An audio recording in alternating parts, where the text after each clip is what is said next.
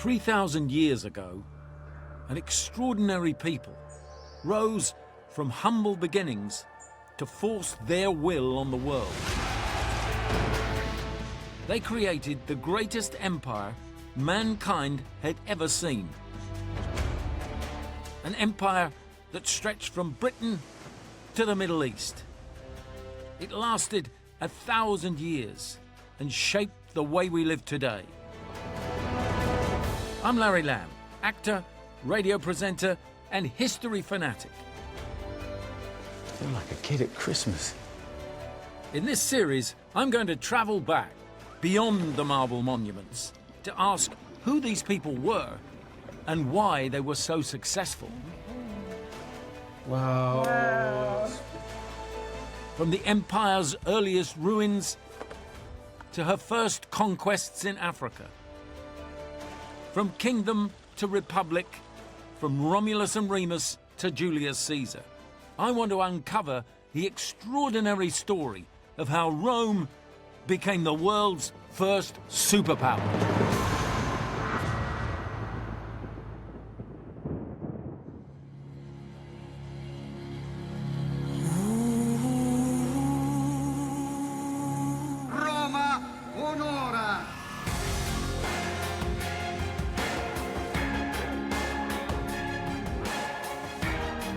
Rome may be ancient, but round here, history lives. It's the 21st of April, the date Romans celebrate the birth of their city. So here we are for Rome's 2767th birthday. Doesn't look a day over 2000 to me.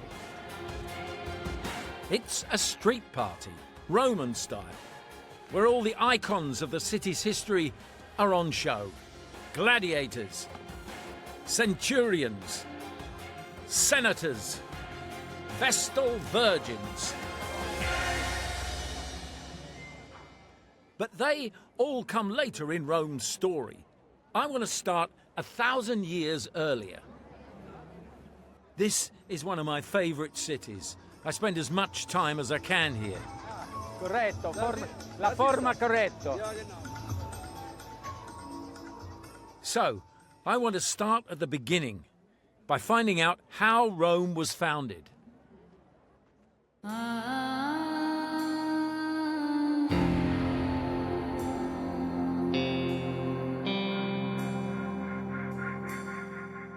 The story I've heard begins with the iconic legend of two orphaned twin brothers.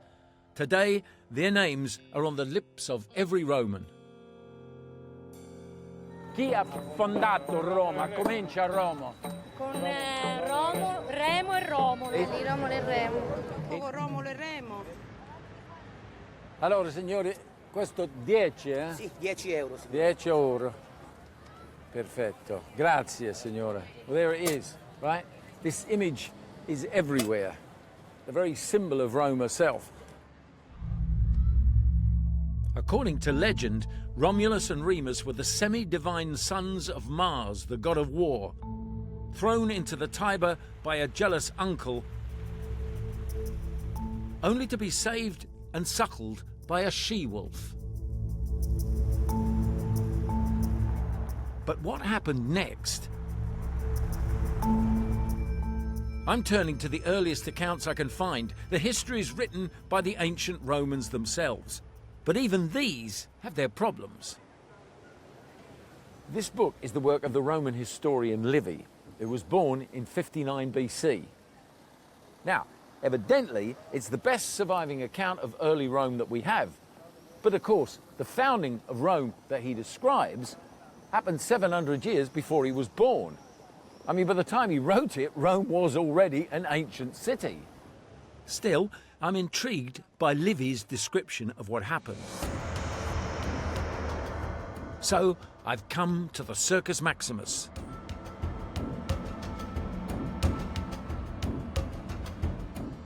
Once the valley floor beneath Rome's 7 hills. Livy writes that it was here, in 753 BC, that it all began. When Romulus and Remus decided to build a city, but ended up in a deadly struggle. According to Livy, the twins couldn't agree on a location for their city. Remus wanted to build on the Aventine over there, whereas Romulus wanted to build on the Palatine over there. Livy then goes on to tell us how they settled it. Since the brothers were twins and respect for their age could not determine between them, it was agreed that the gods should choose by augury who should give the new city its name, who should govern it when built. Augury is basically the art of reading signs from the gods, so they both camped out on their respective hills and waited.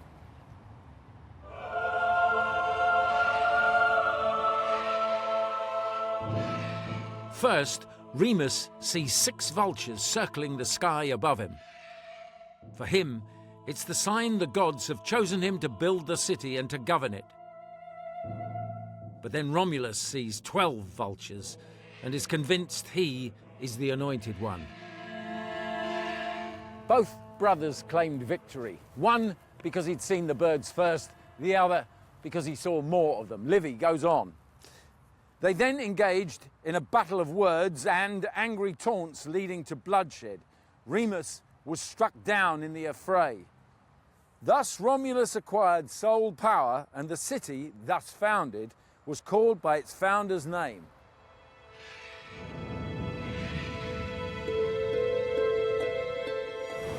Rome, founded on murder, but not yet a city. And Romulus needed more than a plot of land and a handful of followers to turn it into one. What he needed was people. To boost the population, Romulus threw open the gates of his city, basically saying, bring me your poor, your tired, your huddled masses, as a result of which he was inundated with what Livy called an obscure and lowly multitude. But of course there was a problem. They were nearly all men. There was a very chronic shortage of women folk. So what did these ever resourceful Romans do? They threw a party. On the guest list, chieftains from a neighbouring tribe called the Sabines, along with their wives and daughters. But the Romans didn't invite them out of the goodness of their hearts. As the festivities reached fever pitch, Romulus gave a sudden signal.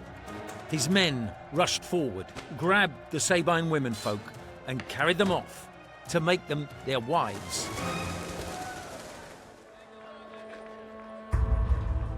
This has gone down in history as the rape of the Sabine women. They were a tough bunch, these Romans. I mean, they just grabbed anything they wanted.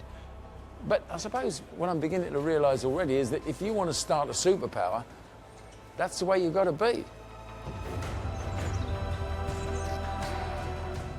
So there we have it. Rome was founded by a murderer, and its first citizens were vagabonds and kidnapped women. It's a great story, but is it true?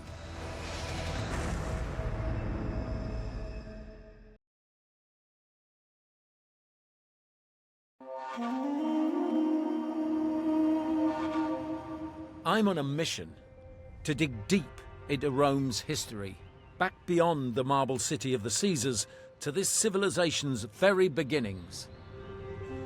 I want to find out how Rome's earliest citizens grew this city into the greatest power the world had ever seen. I've discovered the ancient legend of Rome's founder and first king, Romulus. Now, I want to find physical evidence of the settlement he's supposed to have founded that could show where and how it all began. It's what archaeologists have been searching for in Rome for decades. Then, in 2007, in the heart of the city, they found this. These are post holes of an ancient dwelling. Not much to you and me. But the amazing thing is, these date to 750 BC, almost the very year Livy said that Romulus founded the city. Now, could this be the site where he and his followers first set up shop? And if so, what would their settlement have looked like?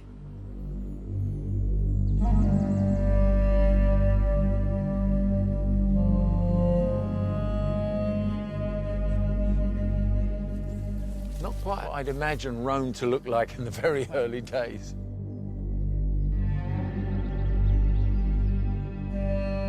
So who would have lived in a house like this? What was their life about? Well, you see, it's a very simple space. All you needed was a fireplace to cook food and for heating. Yeah. A place to sleep, a place for storing foods. Rome's mud huts might look basic to you and me, but Paolo tells me all the elements were in place here for a sophisticated culture. Society living in these kind of structures was not so simple. They had writings, they had politics, they had religions, they had an aristocracy, very powerful aristocracy. They had trade, they had agriculture. Right. And from this, it went to that. Extraordinary. Now I can imagine early Rome. A few hundred huts on a hillside, home to 2,000 or 3,000 people. A modest beginning for Europe's greatest civilization, but that would soon change. By 550 BC, 200 years after the foundation, Rome's population was around 30,000 people, spread over 7 hills along the Tiber. It could now call itself a proper city. But there was a problem. A wide area of uninhabitable, stagnant marshland choked the city's expansion. Rome needed a solution.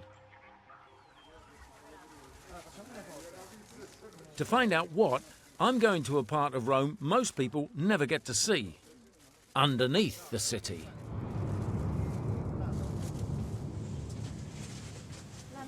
So here I go. I'm going down into Rome's sewer network.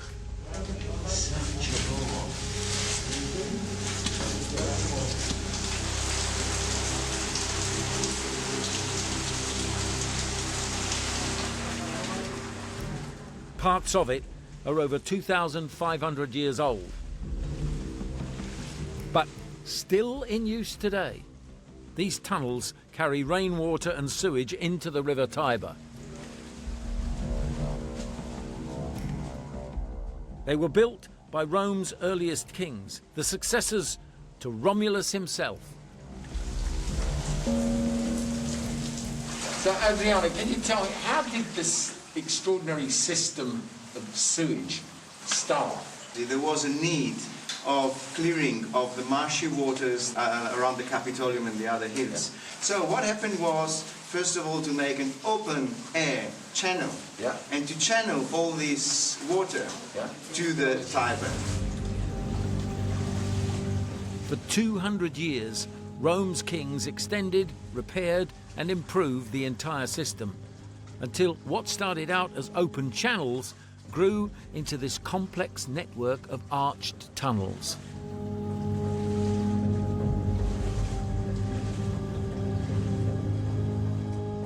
Today, no one knows the full extent of the tunnel network, but Adriano and his team of archaeologists are at last exploring it. Walking through these sewers is like travelling back in time. Evidently, this cover here, they can tell by the stone, it was put on in the time of Hadrian, so roughly the same period that they were building the wall in Britain. They were back here in Rome putting roofs on sewers. Like extraordinary people. The deeper we go, the older the tunnels get. We pass through a section built at the time of Jesus Christ. Then another, even older, constructed under Julius Caesar. Then, at last, the oldest stretch of tunnel, from the 6th century BC. This is it, here we are, right here, the oldest part of the system, and it's absolutely unique and it's never been seen before on television, so there, you're on a first. This tunnel is one of the oldest examples of what became an essential feature of Roman engineering, the arch.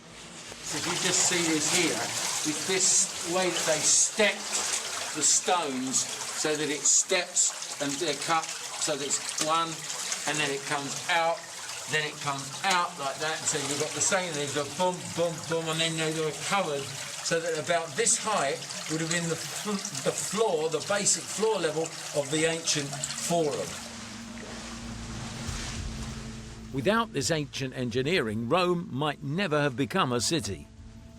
But these sewers were built at a terrible human cost by slaves, enemy soldiers spared on the battlefield, but marched to Rome to die, building the new stone city.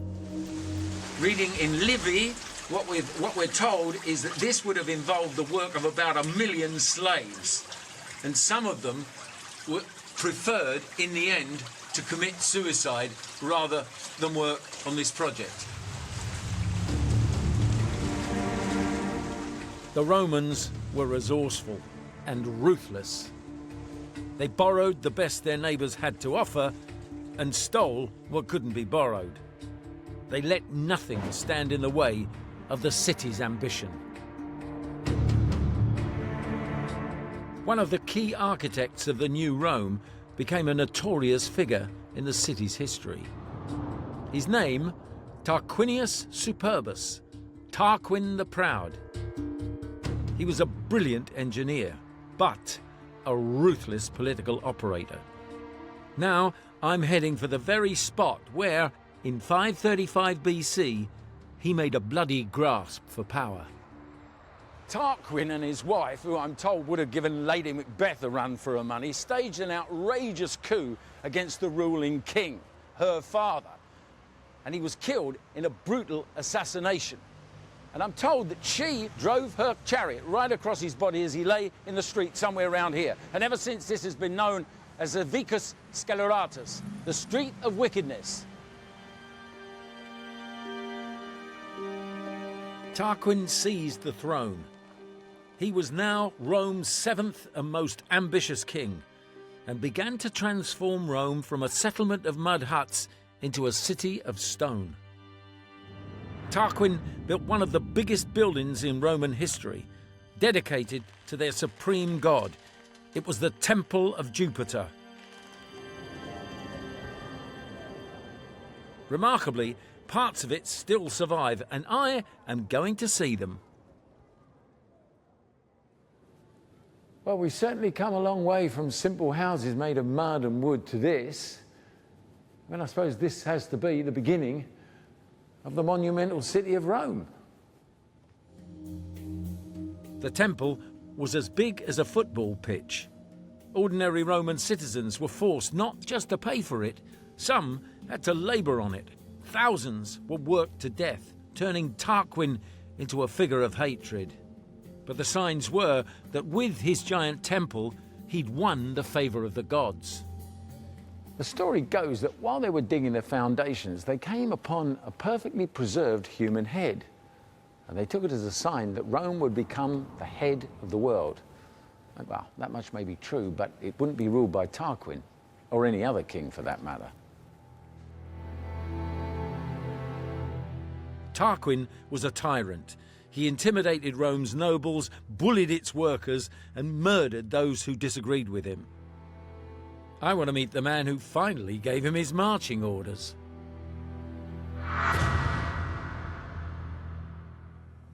This is thought to be the face of Brutus. He is the nephew of King Tarquin, and he would bring an end to the rule of the kings, and he would start a revolution right at the heart of Rome. But for now, he was biding his time. His brother had already died at King Tarquin's hands. Brutus wanted to avoid the same fate and spent much of his life keeping a low profile, until he saw something that filled him with fury. It concerns a beautiful and virtuous noblewoman named Lucretia and the tearful confession she made to her father, her husband, and to Brutus. Lucretia described how Tarquin's son, Sextus, forced himself upon her. Lucretia refused his advances, but then Sextus threatened to kill her and her male slave. He said he would leave their naked bodies beside each other, making it appear Lucretia had committed adultery. Rather than bring shame on her husband and family, Lucretia relented and let Sextus have his way. Brutus listened, horrified. But worse was to come. Racked with shame and guilt, she suddenly produces a dagger, and before Brutus and the others can stop her, she plunges it deep into her chest, piercing her heart and ending her life instantly. Now, this is how Livy describes what happened next. Brutus drew out the knife from Lucretia's wound, and holding it up, dripping with gore, he exclaimed, "By this blood, most chaste until a prince wronged it, I swear that I will pursue Lucius Tarquinius Superbus and his wicked wife and all his children with sword, with fire, aye, with whatsoever violence I may, and that I will suffer neither them nor any other to be king in Rome." Brutus was as good as his word. He and his followers drove Tarquin and his supporters out of Rome, and together gave birth to a new ideal, that no king would ever rule Rome again. It became every Roman's duty to defend this founding principle. But as I'm about to discover, it wasn't long until Brutus himself was forced to choose between his instincts as a father and his duty as a citizen of the Roman Republic.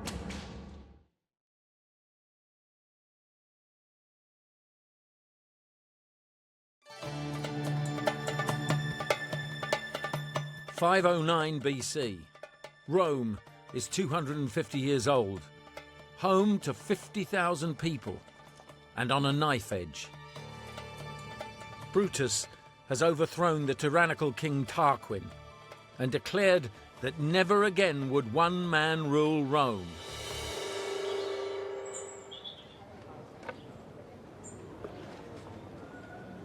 We take away the king. What happens next? Well, Larry, they clear away the whole political board to start with. All of them? All of them. Now, unlike in the game of chess, we need to start with two kings. And these guys are called consuls, and these are like the CEOs of Rome. And together they're going to rule, so they cancel each other out. And each year they're elected by popular election. So this means that they're accountable to the people and also to their fellow aristocrats. These twin consuls would govern a new Rome, known as the Republic, from the Latin res publica, the concern of the people. At its heart was an ideal that over the next 500 years would propel Rome from new republic to global superpower. So this was to stop one person having all the power, but presumably within those two there would have been a lot of competition set up, wouldn't there? Within the Roman political system, within its DNA, is competition. So the elites, right from the time when they're very small, when they're just young boys, are trained to compete with one another. And that's one of the things that makes Rome great, is that all of these guys are striving to do better than their fellow, their fellow aristocrats. Yeah. So is there any one thing you think that kind of typifies Roman political mentality? I think in terms of the collective psyche of the Roman people, it's this, a hatred and fear of this man, the king. There could never be another king in the Roman Republic. They would never allow it. This was the Republican ideal that had to be defended at all costs. And it turned out it was Brutus himself whose loyalty to the new ideal was first to be tested. Within months, the exiled King Tarquin is plotting to seize back power in Rome. Among his fellow conspirators are Brutus's own two sons. When the plot is discovered, the two brothers are brought before him. Brutus is consul of Rome. Will he pardon his sons or execute them in the name of the Republic? Brutus was in no doubt. The culprits were stripped, scourged with rods, and beheaded. while through it all men gazed at the expression on the father's face where they might clearly read a father's anguish as he administered the nation's retribution. I mean, if this is true, and I have to say as a father I find it very difficult to believe, it would at least explain the ruthlessness and the absolute conviction at the core of the new republic. By executing his sons, Brutus made it clear that duty to the republic's founding principle was more important than his own flesh and blood.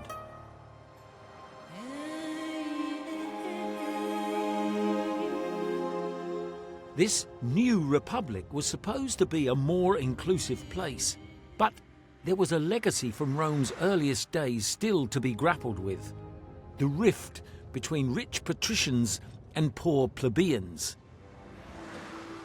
I'm heading south to one of the most iconic sites of Roman history: Pompeii.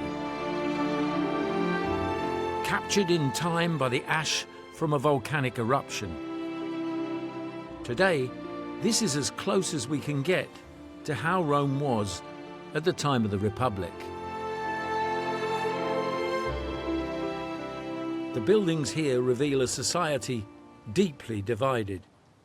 Vast villas like this one were home to Rome's rich nobility, the patricians.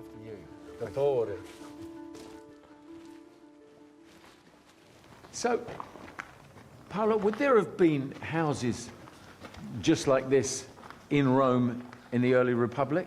The shape of the room is the same as an early Republican house in Rome. That was a standard design, It was a standard design, a very old-fashioned and standard design. It was what the Roman called a domus. Domus. It was the private house. Yeah. This was the focus of the house? This is the center of the house, the most important room. It's called the atrium. And there were bedrooms all around, the small rooms here. So who would have been the owner of a home like this? What sort of level in society? A very high level, of course. It would, yeah? Yes, the noblest part and the wealthiest part of this, what they call the patrician. Right. And he would have lived here with just his family? With his family. Yeah. With his family and slaves. And how many slaves would it have taken to run a house like a this? A slave family could count up to 50 members. Really? Yes, it was a very huge. But not everyone enjoyed the luxury of a Roman domus. Right next door, you can see how the other half lived. This family was plebeian and had to make do with life in a single room at the back of their business. In this case, a bar. So, Paolo, would there have been bars like this along all the streets in Rome? Of course. Rome was crowded with places like this. You have a second room inside, which was actually the house of the family who worked in this bar. Right. So these were the living quarters, yes. Yeah? Quite a change from the patrician's house. Yes. So in the big house, there's a family, maybe 5, 6 people, and 50 slaves to look after them. What would this household have composed? Well, maybe the same family, 5 or 6 people, yeah. No slave, all living in one room, yeah. And working up there. These two houses show just how divided Roman society was, and this division was not just a cultural one. It was enshrined in law. Obviously, Republican Rome is a very complicated society, but can you explain the difference effectively between a patrician and a plebeian? The patricians were the aristocracy of Rome. They were the members of the noblest families, and the plebeians were not. The plebeian, they could not marry a patrician, they could not have commerce with a patrician, they could not be elected neither magistrate nor judge. They had to vote, but their political influence was nothing. They had to vote, They had to vote, yes. Right. So they, as a plebeian, had to vote for a patrician Yes. to run their lives. Patrician, plebeian, rich, poor. Call them what you like. Ancient Rome was as unequal as any modern city. And as a Londoner myself, I have no trouble imagining struggling families living cheek by jowl with the well-to-do. I'm beginning to realise that the noble principles of Brutus and the founders of the Republic were just that, noble, designed by the nobility for the nobility. And of course now we have an underclass with no say in the way things are run, and I reckon that something's going to have to give. The plebeians had no real power, yet represented over 80% of the population and were the lifeblood of the Roman Republic. They farmed the land and, in times of war, were expected to abandon their farms and fight. But many battle-weary plebs returned to find their land taken over by rich patricians. Finally, one indignant farmer shook Rome to its foundations. In 494 BC, an old man appeared at the Forum. He was thin, dirty, and dressed in tattered rags. He was soon recognized as a former soldier renowned for his bravery who'd returned to find his home ransacked. As he began to tell his story, a crowd gathered around him. As a soldier, the man had fought hard for the Republic, but now his farm was destroyed. He was broke. He could no longer pay his taxes and was forced to borrow money he couldn't afford to repay. He'd been carried off by his creditor, not to slavery, but to the prison and the torture chamber. He then showed them his back, disfigured with the welts of recent scourging. Now, this single incident sparked off a shockwave of outrage that spread through the city like wildfire. Very soon, the entire working class was threatening to leave Rome and establish a city of their own. It was more than a general strike. Plebeian workers and tradesmen actually shut up shop and abandoned Rome. The patrician nobility watched in horror as their workforce and army deserted them. Something had to be done. And as you'd expect from the practical Romans, it was done. Their solution was a revolutionary new set of laws called the 12 Tables. They were engraved on bronze, put up in a public space so you could see them, which would have given the Romans a first legal code. So it's a sort of Bill of Rights, is it? The critical thing is that what it's doing is writing down and setting out very publicly what your position in law is, what the rules are for society. The laws were written by a council of patrician senators around 450 BC. Plebeians were invited to study the laws, discuss them with their families, and to suggest refinements. So, Christopher, could you give us just a sort of an idea of the range of things that these covered? So one of the things that is protected here is not being defrauded, not being taken advantage of by somebody that you're in a relationship with. And we recognise that. If you're employed by somebody, that shouldn't tip over into an exploitative relationship. Some of them are about crimes that are perhaps a little more unusual to us. So, for instance, what happens if I cast a magic charm on your crops and your crops all die? Good question. So in terms of the struggle between the rich and the poor, what sort of a solution did this present? It's a really important moment in regularising relations between two groups in society which had managed to define themselves in opposition to each other. And this is one of the ways in which that opposition begins to dissolve, because it gives a very clear statement of process, of penalty, which can't be tampered with by a rich person. These are fixed, so that you know what to expect if you get into trouble. Within weeks, the 12 Tables ended the strike in Rome, and the plebeians marched back into the city. This newly united Rome was represented by 4 iconic letters. Senatus Populusque Romanus, the Senate and the people of Rome. You see that sign all over the city. It was the brand of Rome. It united the city's rich and poor under one common cause, the Republic. Rome's internal conflict was resolved, and the senators and people of Rome now looked beyond their city. They eyed up their enemies and prepared to take their first decisive steps towards building an empire.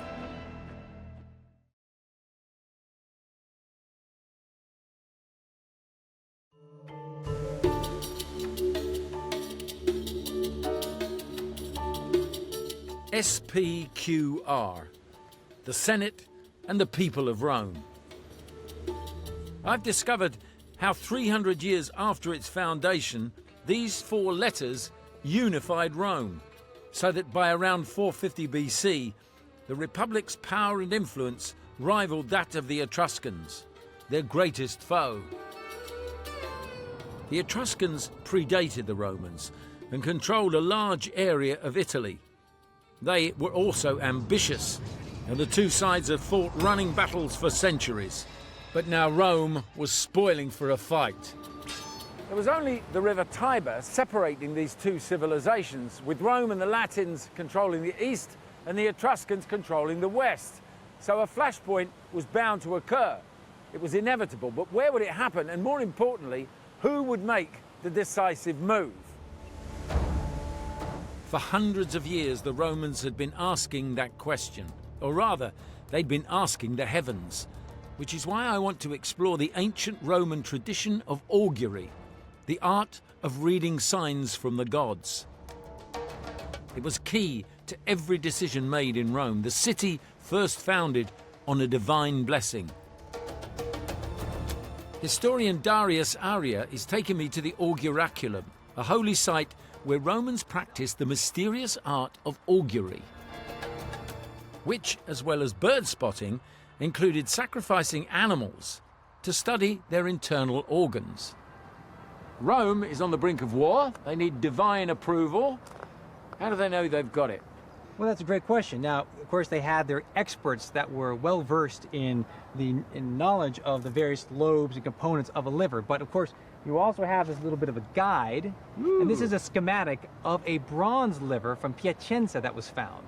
So basically, it's sectioned off. So you've got all the major gods going around the edges, and then you've got a further subdivision with lesser gods. You open up the animal, and they step in, and they take the liver, and they kind of parse it out. And if there's any kind of, say, deviation from the standard, oh my God, that's a really huge gallbladder, well, that could be a kind of clue to you what a particular god is feeling or thinking and who you have to then further appease. Now, if you don't get the answer or you don't like the results, you can sacrifice another animal. You kill another animal. So the Romans are very pragmatic? Yes.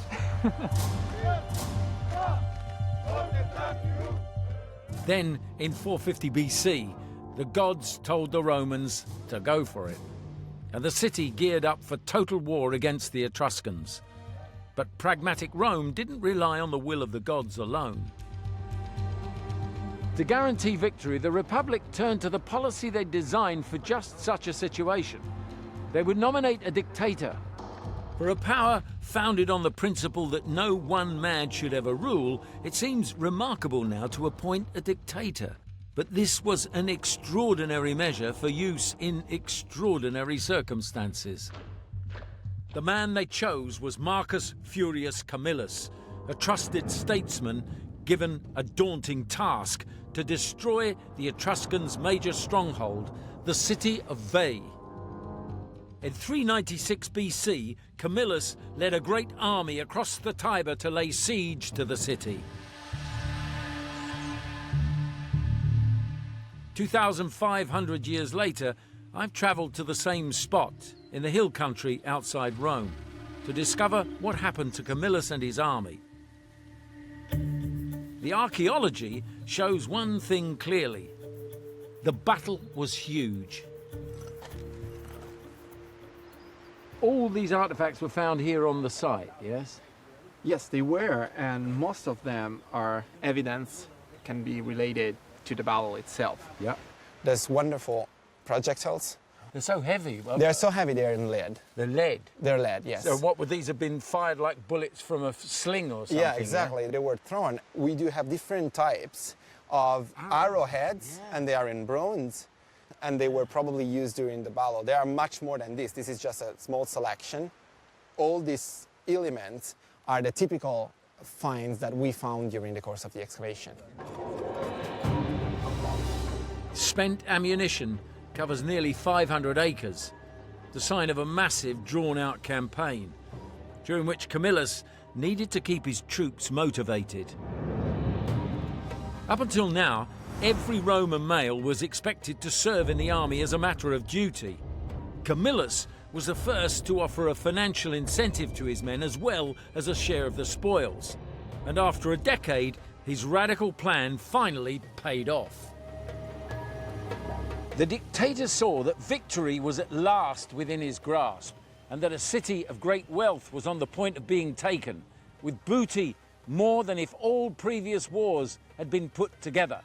So, not only were they getting wages for the first time, but Camillus was offering his men a share in the greatest haul of war booty Rome had ever seen. Now that was certainly going to get the boys fired up. If only they could find a way in. But 10 years after they'd arrived at Veii, Camillus' army was still outside the walls laying siege to the city. Until, according to Livy, they made an extraordinary breakthrough. And this could be a clue to it. This is an underground structure which the University of Rome discovered 3 years ago. This tunnel could prove an ancient myth is true. Livy describes how Camillus' men desperately searched for a way into the city and got lucky when they found a tunnel all the way to the city's temple. Hundreds of Roman soldiers scrambled in and lay in wait. Then, out of the blue, a sign from the gods.